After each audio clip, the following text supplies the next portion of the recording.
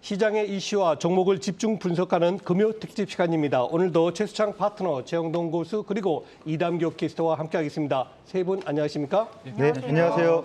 먼저 이담교 캐스터가 시장이 주목하는 이슈 그리고 증권사의 관심주를 정리했습니다.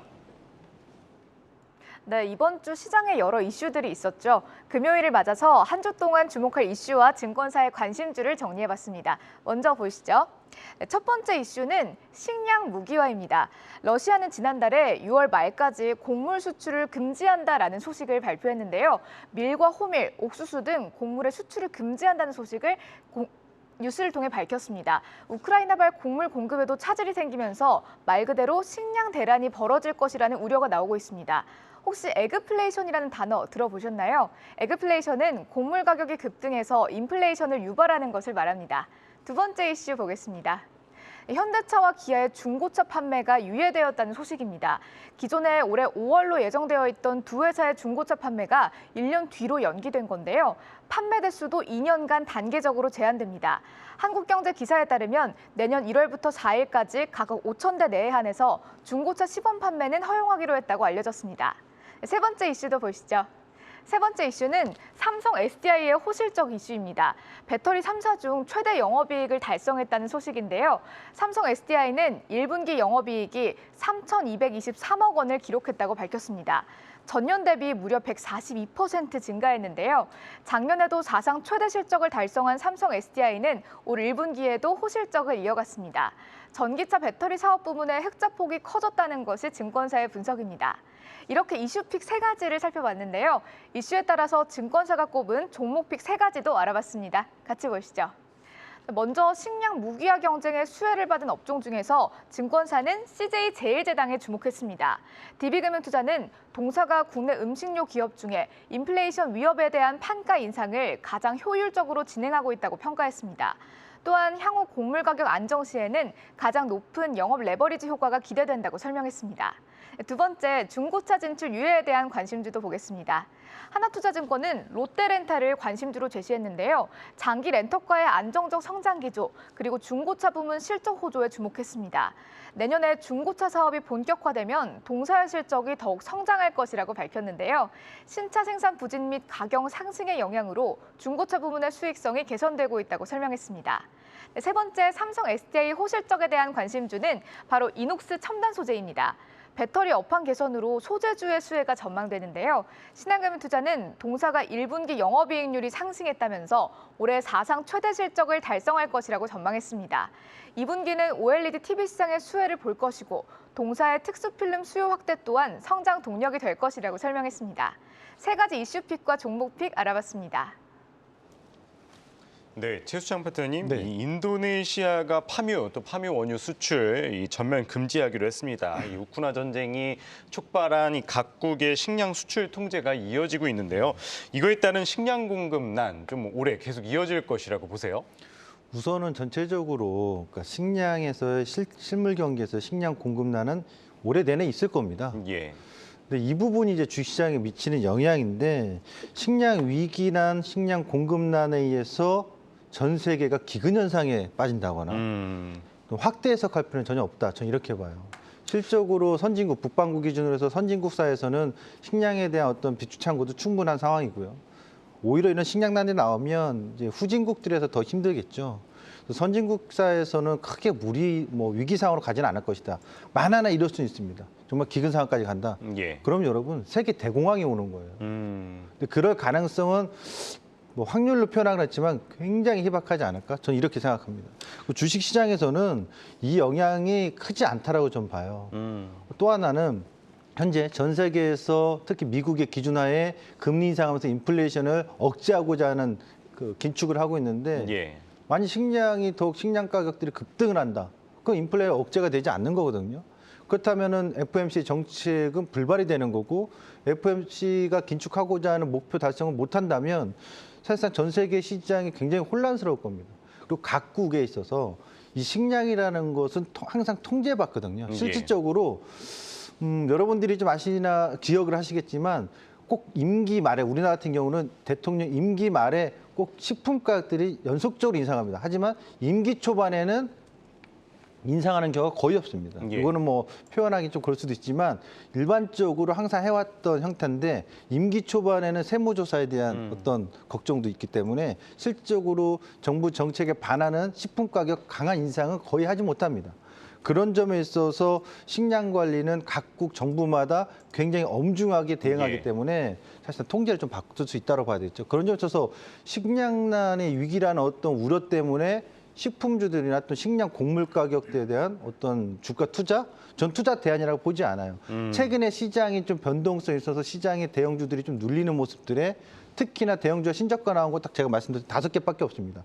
삼성전자나 네이버라든가 엔소프트. 요 몇 종목이 계속 흔들다 보니까 시장의 불안 심리 속에서 단기적으로의 어떤 트레이딩, 단기 테마 형성으로서 투기적인 거래가 몰린 것이지 실질적으로 식량 관련주에 대한 것은 전 투자 대안이 아니다. 예. 그리고 식량난에 대한 공급난 위기라는 어떤 언론에서 나온 뉴스플로들이 투자자분들이 주목할 포인트는 아니다. 저는 이렇게 말씀드리고 싶습니다. 예, 그렇다면 최영동 교수님, 이 현대차와 기아 이 중고차 시장 진출 예. 1년이 유예가 됐는데요. 좀 시장에서 좀 어떤 영향이 있다고 보세요? 일단은 저는 개인적으로는 그렇게 큰 영향은 없지 않을까라는 말씀드릴 수가 있을 것 같아요. 일단은 뭐 관련 기사들을 좀 보시게 되면 현대기아차 관련해가지고 일단은 판매 비율 자체를 2년간 좀 제한을 하겠다라는 부분들, 그리고 이제 시범 판매 자체가 내년도부터 사실은 시작이기 때문에 사실 좀 몇 개월 남지 않았다라고 말씀 좀 드릴 수가 있을 것 같고요. 제가 왜 서두에 그렇게 크게 좀 신경 쓰지 않아도 되냐라는 부분들일 것 같은데, 일단은 5년. 그렇죠. 예, 출시가 된 지, 그다음에 이제 10만 킬로 이내에 이제 자사 차량 대상으로 해가지고 중고차 시장에 진출이기 때문에 예. 실질적으로 중고차 시장에 찾아드는 또는 이제 비중 자체를 5% 미만으로 보고 있는 상황들입니다. 그렇다고 되면 현대기아차에 직접적으로 영향을 미칠 만한 이슈는 좀 아니지 않을까라는 말씀드릴 수가 있을 것 같고요. 다만 긍정적인 부분들은 좀 있습니다. 네. 장기적인 측면에서 보시게 되면 일단은 자사 브랜드의 차량을 매입을 하고 프로모션이겠죠. 쉽게 말하면 이벤트를 좀 진행을 할 수 있는. 그럴 수가 있겠네요. 쉽게 말하면 예. 중고차를 사서 그렇죠. 우리 자사 제품을 사게 예. 되면 다시 또 할인이라든지 아니면 여러 가지 예. 패키지를 활용을 해가지고 진행을 시킬 수 있는 부분들이 좀 있는 상황들이기 때문에 일단은 국내 점유율을 유지를 하는 데 있어서는 좀 장기적인 관점에서 모멘텀이다라고 말씀드릴 수가 있을 것 같고요. 다만 또 하나 모멘텀들이 좀 있습니다. 그러니까 지금은 사실 어떻게 보면 내연기관차의 중고차 거래가 활성화되고 있는 상황들인데 그렇죠. 예.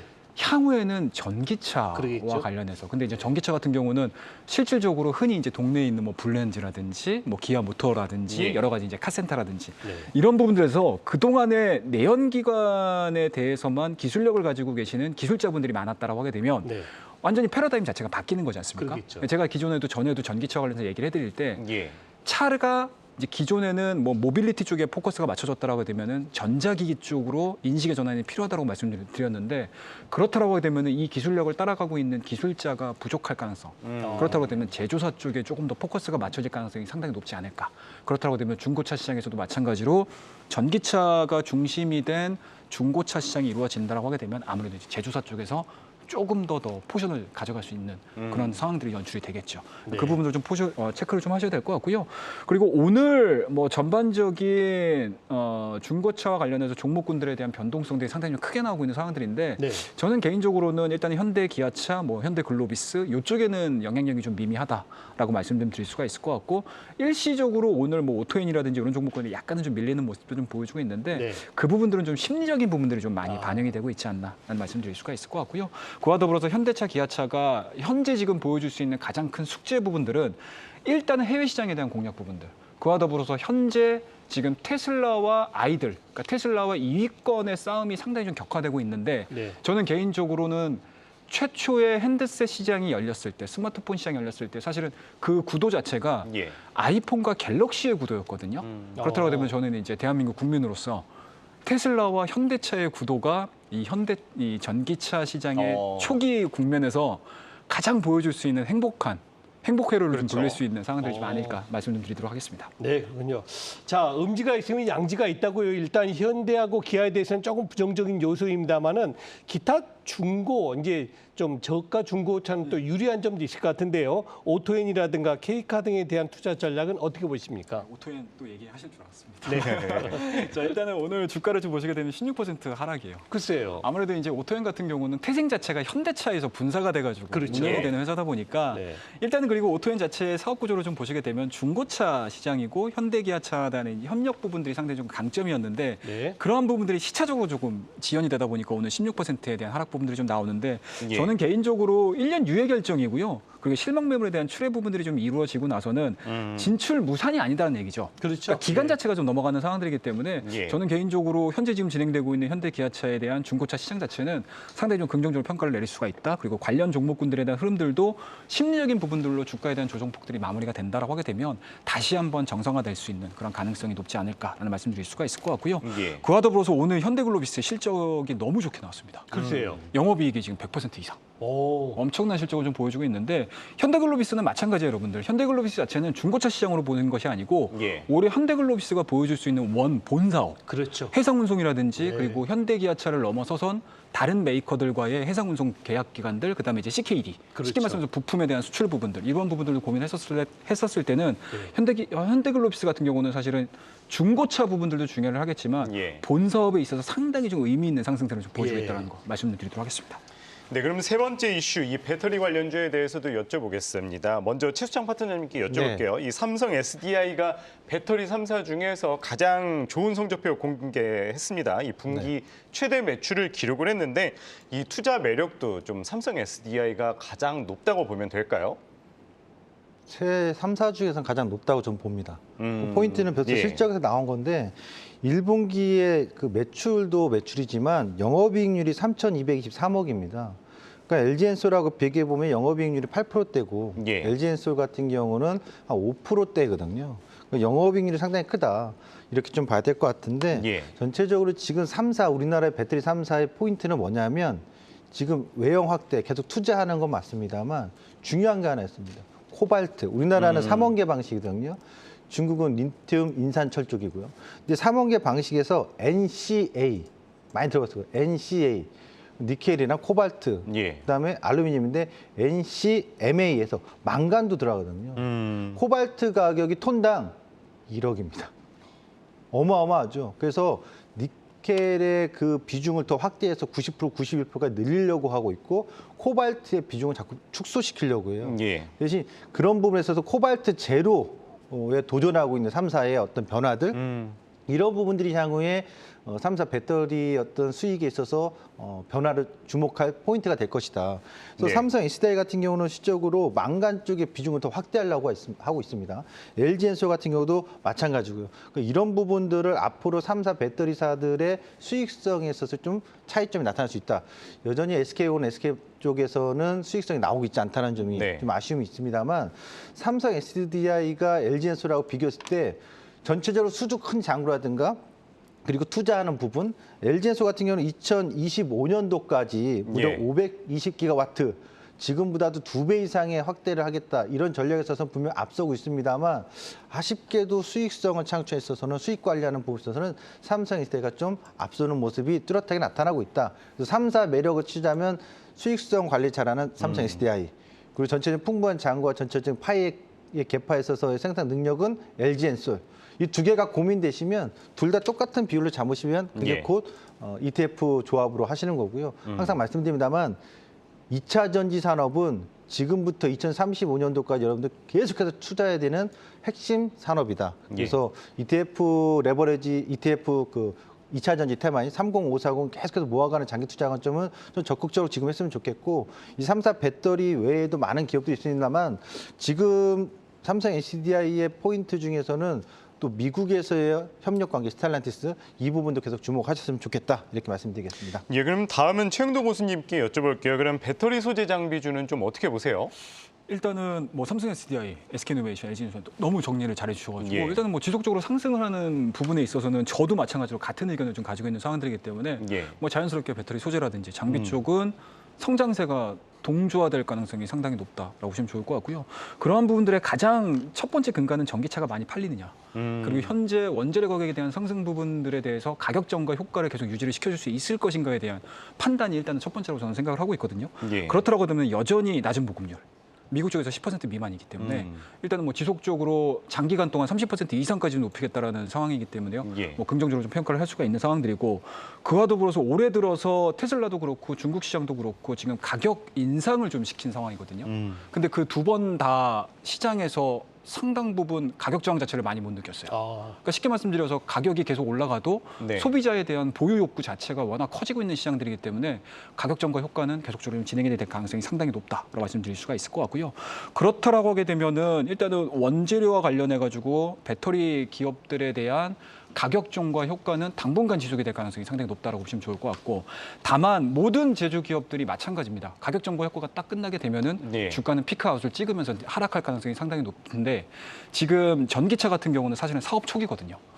근데 그리고 메이커들, 그러니까 자동차를 제조를 하는 제조 기업들이 이 부분들에 대해서 고민을 안 하고 있는 상황들은 아닌 것 같아요. 그렇다고 되면 현재 지금 판매되고 있는 프리미엄 라인 이후에 지속적으로 다양한 라인업들을 구성을 하고 있거든요. 뭐 앞서 이제 언급하셨던 것처럼 중국 같은 경우는 LFP를 기반으로 해가지고 낮은 배터리 가격 이런 부분들까지도 계획을 하고 있는 상황들이고 여러 가지 차량의 뭐 중대형 그리고 소형차 엔트리 모델 이런 이제 다양한 구성들을 좀 하고 있는 상황들이기 때문에 가격 정가 효과가 다 전이가 된다 하더라도 판매량에 있어서는 상당히 긍정적으로 평가를 해볼 수가 있는 부분입니다라고 말씀드릴 수가 있을 것 같고요. 그 중에서 관심 종목 같은 경우는 앞서 언급하셨던 삼성 SDI 당연히 포함되고요. 그리고 LG 에너지 솔루션 역시 관심 있게 좀 지켜보셔야 될 것 같고 그와 더불어서 테슬라 생태계 안에 들어가 있는 LNF 관련 종목군들은 일단은 좀 지켜보자라는 거 말씀드리고요. 그와 더불어서 장비 쪽들도 마찬가지로 올 한 해 투자는 계속 지속이 될 것 같아요. 예. 그래서 그 중에서도 원익 P&E 그다음에 이제 폐배터리에 관련해가지고 하나기술까지 말씀드리도록 하겠습니다. 네, 그렇군요. 지금 시청자 여러분들께서는 금요 특집으로 이슈와 그리고 관련주 집중 분석을 듣고 계십니다. 네, 지금 삼성전자가 4.1% 상승하면서 급기야 종합주가지수는 27포인트가 급등세를 보였습니다. 삼성전자가 2,700원 오르며 67,500원에 거래가 되고 있습니다. 덕분에 우리 종합주가지수는 이제 2,700에 바로 목전에 가 있는 2,694포인트로 강한 상승세 이어지고 있습니다. 오늘 성공투자 끝나기 이전에 2,700이라는 숫자를 보고 싶은 마음이 간절합니다. 이번에는 이담교 캐스터가 다른 이슈 그리고 증권사 관심주를 정리했습니다. 네, 앞서 세 가지 이슈픽과 종목픽 전해드렸는데요. 이번 주에 주목할 이슈 세 가지 더 짚어보도록 하겠습니다. 네 번째 이슈는 원자력 비중 확대입니다. 윤석열 신정부의 정책 기조 중에서 많은 관심을 받은 부분이 바로 원전 관련 정책인데요. 기존의 탈원전 기조에 반대되는 방향성을 가졌습니다. 인수위가 신한울 3, 4호기의 건설을 재개하고 2030년 원전 비중을 현재보다 상향한다고 밝혔습니다. 이에 따라서 원전주가 꾸준히 관심을 받고 있습니다. 다섯 번째 이슈도 보시죠. 다섯 번째는 리오프닝에 발맞춰서 면세점 3사가 시설 투자를 재개했다라는 소식입니다. 국내 면세점의 내국인 매출이 급증하고 있는데요. 롯데와 신라, 신세계는 고객을 맞을 채비를 하고 있습니다. 롯데 면세점 명동 본점은 면세점 전용 엘리베이터 3대를 추가 운행하고 있고요. 신라 면세점은 지하 매장을 리모델링합니다. 그리고 신세계 면세점은 본점 매장 재정비를 진행 중이라고 밝혔습니다. 마지막 여섯 번째 이슈 보도록 하겠습니다. 원달러 환율 1270원 선 터치입니다. 환율의 안정성을 보다 통상 1100원에서 1200원으로 보는데요. 전일 무려 1270원을 돌파하고 말았습니다. 하지만 환율 상승이 수출 비중이 높은 업종에는 호재로 작용할 수 있기 때문에 수혜 업종에 관심이 쏠리고 있습니다. 다음은 이슈에 따른 종목픽도 같이 살펴보시죠. 원전 비중 확대에 따른 증권사의 관심주는 바로 현대건설입니다. 이베스트투자증권은 현대건설의 원전 관련 모멘텀에 주목했는데요. 동사가 진행하는 원전 사업이 국내와 해외 모두 순항하고 있다고 밝혔습니다. 현대건설이 본격적으로 SMR 기술 확보를 추진하고 있기 때문에 향후 원전 정책 변화에 따라서 수혜를 입을 것이라고 기대했습니다. 면세점 관련주 중 증권사의 관심주는 바로 신세계입니다. 대신증권은 신세계가 최적의 사업 포트폴리오를 보유한 유통기업이라고 평가했는데요. 특히 면세점의 경우에는 업황 회복에 대한 기대감이 주가에 아직 반영이 안 되었다라고 밝혔습니다. 그러면서 해외여행 수요가 증가하는 구간에서 동사업부의 가치가 크게 부각될 것이라고 전망했습니다. 마지막 이슈에 대한 증권사의 픽도 보시죠. 하나투자증권은 세진중공업이 환율 상승의 수혜주가 될 것이라고 설명했습니다. 하나투자증권은 글로벌 수주 호조를 보이고 있는 조선업이 원달러 환율 급등 시기에 유망하다고 밝혔는데요. 조선주의 투자 포인트는 환율 상승에 더불어서 선가 상승과 실적 개선이라고 설명했습니다. 그러면서 실적 개선의 수혜를 조선업체보다는 조선 기자재 업체가 더 크게 누릴 것이라고 전망했는데요. 현대미포조선의 실적 성장이 전망되기 때문에 현대미포조선으로의 납품 비중이 높은 세진중공업에 주목해야 한다고 설명했습니다. 지금까지 이번 주의 이슈픽과 종목픽 알아봤습니다. 네, 이단규 캐스터 감사합니다. 자, 최수창 파트너 여쭤보겠습니다. 네. 방금 얘기하신 대로 인수위가 이제 원자력 비중을 높이겠다고 했는데요. 그래서 최근에 원전주가 급등세를 보이고 있습니다. 자, 과연 원전 관련주 어떤 종목을 관심 둬야 될까요? 그 원전은 우리가 지난 시간에 한번 다뤘습니다만 네. 좀 포인트만 잡아서 말씀드리면 현실적으로 신규 원전을 건설해서 직접적으로 매출에 반영되는 시기는 굉장히 시기상조다. 그러니까 새 정부가 네. 들어와서 신규 원전을 한다, 추진한다 하더라도 그 수용하는 과정이 최소한 2, 3년이거든요. 아, 많은 분들이 여러분들 시청자분들께 말씀드리면 우리 집에 우리 지역에 원전 짓겠다 딱 하면 다 반대하죠. 네, 반대 찬성이 그렇죠. 있겠지만 그거 6개월 안에 해결될까요? 수용하는 과정 속에서 그 신규 원전은 현실적으로 지금 어렵다. 건설 기대감은 상당히 미비하다고 좀 보셨으면 좋겠고요. 그런데 이제 관건은 어쨌든 원전 가동률을 높이기 위해서 수명 연장, 면허 연장을 꺼냈기 때문에 향후에 원전 가동률은 점진적으로 더 확대될 거고 18기 이상이 더 확대될 가능성이 높다는 얘기죠. 그럼 결국 지난번에 말씀드렸듯이 가동률이 높아지면서 폐기물 처리에 대한 것이 관건이 될 것이다.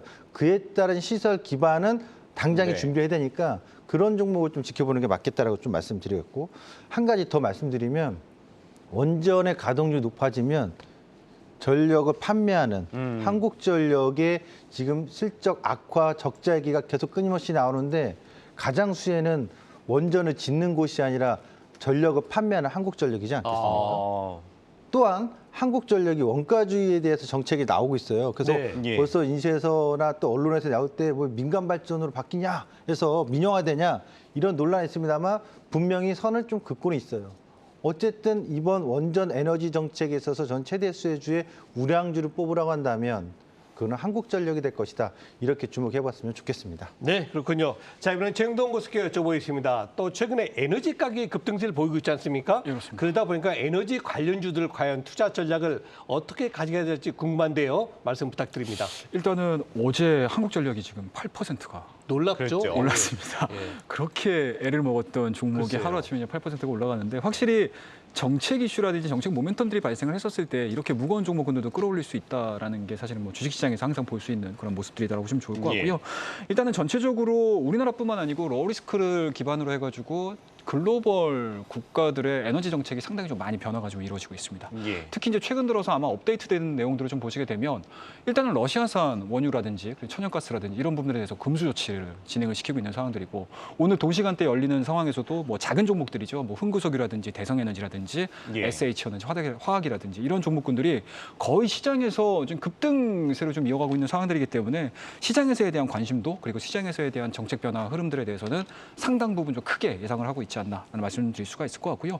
그리고 제가 항상 이 원전과 관련된 이야기들, 에너지와 관련된 이야기들 해드릴 때 연초에서 유엔 보고서 얘기를 상당히 좀 많이 해드렸어요. 예. 이 원전과 관련해서 유엔 쪽에서 유럽에서 요구를 해서 유럽에서 유엔 쪽에 요구를 해가지고 리포트를 발간을 했는데 과거에는 원전에 대한 친환경적인 부분들에 대해서 상당히 좀 고민을 많이 했었는데 올해 초에 발간된 내용들을 좀 보시게 되면 그렇게 크게 환경을 훼손하는 에너지원이 아니다라는 얘기들을 했었거든요. 예. 그에 따라서 지금 유럽 쪽에서 원전을 바라보는 시각 자체도 상당히 많이 반영이 되고 있는 상황들이고 예. 그와 더불어서 뭐 운대가 맞았다라고 해야 될까요? 뭐 워낙 에너지와 관련된 에너지 가격 자체가 워낙 지금 급등을 하고 있는 상황들이기 때문에 아마 유럽 쪽에서 시작될 수 있는 원전에 대한 시장 변화들은 상당 부분 좀 우리가 관심 있게 좀 지켜보셔야 될 것 같고 그와 더불어서 장기적인 흐름들로 봤었을 때 뭐 풍력이라든지 그다음에 이제 예. 태양광 쪽이라든지 그리고 현재 좀 가깝게 에너지원을 찾자라고 하게 되면 LNG에 대한 뭔가 이제 수요처 그리고 생산처 아니면 발주처에 대한 변화 흐름들에 대해서 관심을 좀 지켜보시는 게 좀 맞지 않나 말씀 좀 드리도록 하겠습니다. 네, 다음 이슈 다시 한번 최영동 교수님께 먼저 예, 예. 여쭤보도록 할게요. 지난 18일이었죠. 이제 거리두기가 전면 해제가 되면서 또 국제선 수요 운항 편도 좀 늘어나면서 이 면세점에 대한 또 관심도 높아지고 있어요. 그러면서 이제 내국인 매출 급증에 시설 투자도 이제 재개를 한다는 소식이 들려오는데 면세점주 지금은 좀 담아도 되겠습니까? 담아야죠. 담아야 된다고 저는 생각을 하고 있습니다. 일단은 면세점을 먼저 보시기 전에 예. 일단은 항공주와 여행주를 먼저 보시는 게 면세점을 투자하는 데 있어서 가장 좀 훌륭한 지표가 될 가능성이 상당히 높다고 저는 생각을 하고 있거든요. 예. 그러니까 어제자의 그 델타 라인을 좀 보시게 되면 에어라인이죠. 델타 에어라인을 보시게 예. 되면 그동안의 하락됐었던 하락 추세 자체를 지금 강하게 돌파를 시키고 나서 하방 이탈을 시키는 것이 아니고 그동안의 저항 라인 자체가 지지선이 이루어지면서 빠르게 지금 급등을 하는 흐름을 보여줬었거든요. 그렇다라고 되면은 전 세계적으로 여행객 수에 대한 부분들이 상당히 좀 증가가 되고 있다라는 예. 걸 우리가 해석을 해볼 수가 있을 것 같고요. 면세점이라는 거는 우리가 나가는 것도 있지만 또 들어오는 입국자들도 있지 않습니까? 입국자가 많은 만큼 우리나라도 마찬가지로 많이 나갈 수밖에 예. 없는 상황들이기 때문에 저는 현재 면세점이 이러한 시설 투자라든지 아니면 여러 가지 이제 매점이라든지 그리고 네. 업장 자체에 대한 이제 리뉴얼을 하는 부분들에 대해서는 상당히 좀 긍정적으로 우리가 좀 평가를 할 수 있는 부분들이다라고 보시면 좋을 것 같고요. 그와 더불어서 일단은 인플레가 좀 많이 진행이 되고 있습니다. 예. 그리고 금리 인상 부분들도 예상이 되고 있는 상황들인데 기본적으로 금리 인상을 시킨다라는 거는 소비를 둔화시키겠다는 얘기거든요. 그런데 소비를 둔화시킨다는 부분들이 전체적인 소비 둔화긴 하지만 현재 리오프닝 자체에 대한 뭔가 이제 생각보다는 작년 대비해서 예. 소비가 늘어날 수 있는 부분들은 아무래도 이제 이러한 리오프닝 쪽에서 찾는 게 맞지 않나라는 말씀 좀 드릴 수가 있을 것 같고요. 뭐 그렇다라고 하게 되면은 소비 둔화가 이루어지는 과정에서 소비가 일어날 수 있는 섹터라고 할 수 있는 여행 업종 그리고 면세 업종 그리고 항공 업종에 대한 긍정적인 뷰를 가져가시면서 투자를 하시는 게 맞지 않나라는 말씀 드릴 수가 있으니까요. 현재 면세점과 관련된 종목군들에 대한 투자 부분들은 긍정적으로 네. 적극적으로 대응하자 말씀드리도록 하겠습니다. 네, 드디어 이 마스크 벗는 날도 왔어요. 물론 다음 주부터 이 실외에 있는 마스크 착용 의무가 먼저 해제가 되는데 그렇다면 최수창 파트너님 이 함께 주목할 리오프닝 관련주 뭐가 있나요? 뭐 마스크를 벗으라고 한다고 다 벗진 않을 것 같아요. 그러겠죠. 그렇죠. 예. 벗는 분, 안 벗는 분. 그렇습니다. 서서히 이제 또 변화가 오겠습니다만 네. 어떤 마스크를 벗을 수 있는 이 세상에 온 게 너무나도 반갑습니다. 맞습니다. 어쨌든 마스크 벗으면서 뭔가 수혜주를 찾겠다. 아이디어죠. 이게 지금 이제 이 면세점도 마찬가지지만 우리가 아이디어를 얻는 거거든요. 리오프닝주는 가능성에 대한 아이디어인데 저는 마스크를 벗으면 어떤 게 제일 먼저 떠오를까 생각을 해보니까 야외 레저 활동일 것 같아요. 체육 특히 보면 작년 코로나 시절에 체육계에서는 축구나 야구나 스포츠 활동을 그 체육 시설을 이용 못하게 해버렸잖아요. 그랬죠. 예. 그리고 마스크 쓰고서 스포츠 활동한다는 어렵죠. 게 굉장히 어렵거든요. 예. 호흡이 안 되니까. 네, 맞습니다. 선수들도 사실 마스크를 쓰면서도 프로 선수도 했으니까요. 예. 그러면 이러한 스포츠 레저 활동들이 야외 활동이 증가할 것이다. 야외 활동은 증가하니까 그에 관련돼서 뭐 의류 소비도 있을 수 있고요. 새 옷을 사 입어야 되니까요. 그렇죠. 뭐 이런 부분 또는 뭐 자전거 판매다 있을 수도 있고 여러 가지 예. 있겠습니다만 이건 모두 다 아이디어인데 그 중에서 제가 딱 하나 찾아보라고 한다면 화장품 쪽인데 아, 근데 화장품을 그렇다 마스크 쓰고 있을 때도 안 한 건 아니에요. 그렇죠. 했습니다만 저는 유독 이 제품 하나가 돋보일 것 같아요. 마스크를 쓰고서 있을 때는 자외선 차단제들을 별로 사용 안 했는데 벗는다면 네. 남성이든 여성이든 아이든 자외선 차단제에 대해서는 많은 관심의 소비가 이어지지 않을까? 뭐 그에 관련된 제품의 판매가 홈쇼핑에서도 많이 나올 수 있어요. 주목하시면 좋겠는데 네. 그런 그런 제품의 판매가 호조를 보여줄 가능성이 있다. 그래서 국내에서는 뭐 화장품주들이 많은데 그 자외선 차단에서 딱 원료를 공급하고 주력 생산하는 기업이 선진 뷰티 사이언스. 요걸 좀 주목해 보셨으면 좋겠습니다. 네, 그렇군요. 자, 최근 시장에서 또 하나 이슈가 바로 원달러 환율이죠. 달러가 워낙 강하다 보니까 우리 원화가 약해져가지고 오늘은 급기야 오전에 1270원대까지 돌파했습니다. 그러다 다행히 지금 환율이 안정세 보이고 있는데요. 우리 최수창 파트너께 여쭤보겠습니다. 최근 원달러 환율의 강세 배경과요. 정말 더 올라간다면 어디까지 갈 것이냐? 또 하나 더 있습니다. 원달러 환율의 변화의 가장 핵심적인 변수가 무엇인지 한번 짚어주시죠.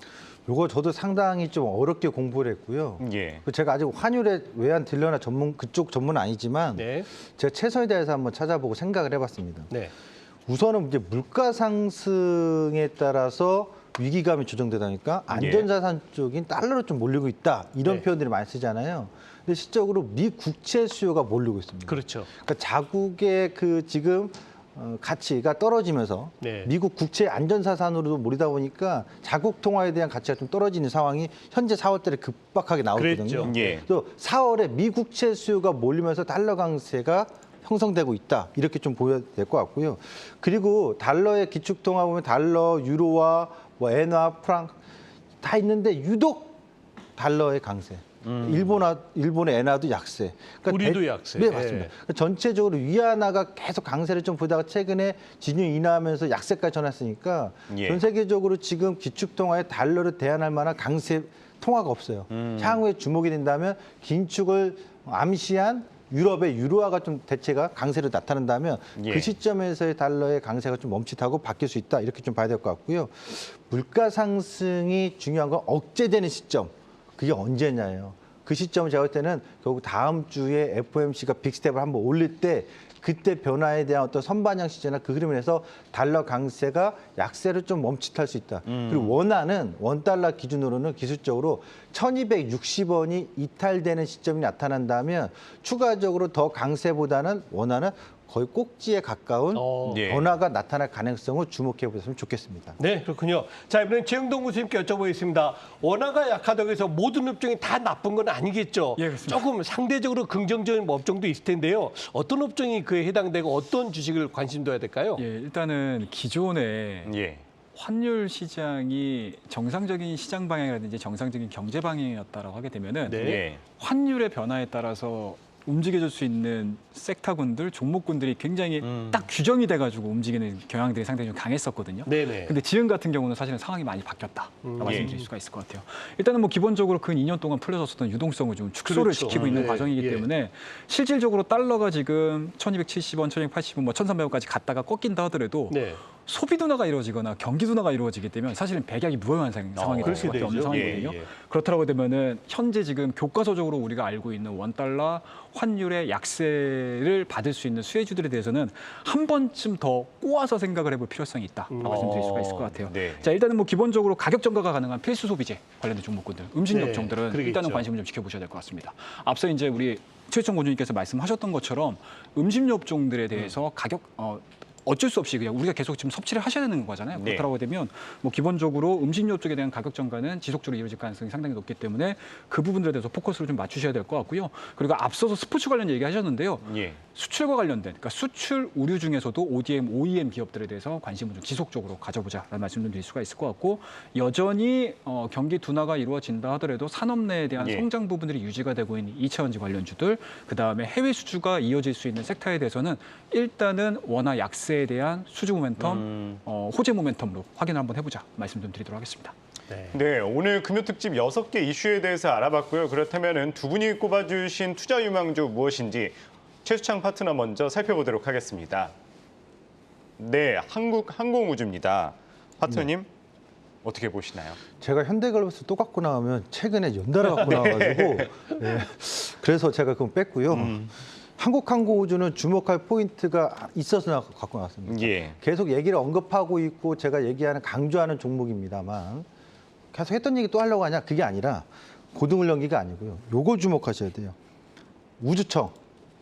아, 그러니까 정부 정책 공약주 해가지고 건설이냐 얘기하는데 아니에요. 그러니까 우주청을 지금 신설 검토를 하는데 이 부분에 있어서 최대 수혜는 한국항공우주입니다. 뭐 관련주들은 뭐 제노크라든가 세티라이 개별주들도 많이 있습니다만 예. 우주청으로서 신설하면서 실대 우주강국에 대한 도약 얘기가 나왔거든요. 그러면 그 핵심에서는 한국항공우주다. 한국항공우주는 실질적으로 모태는 현대우주항공에서 시작한 건데 이 예. 얘기만 짧게 말씀드려놓고 포인트는 이 회사는 전체적으로 300여 개의 그 우주항공, 그러니까 이번에도 누리호가 발사되잖아요. 그 부품을 생산하는 기업들이 300개가 넘는데 그 모든 부품을 조립하는 공정을 이 회사가 해요. 그게 단순하게 장난감 조립이라든가 이 배터리 공정하고 정말 달라요. 엄청나게 어려운 기술인데 이걸 하고 있다는 거고요. 필리핀 마닐라에서 이번에 국방 보안 전시회를 여는데 거기서 또 필리핀에 사업 제안했습니다.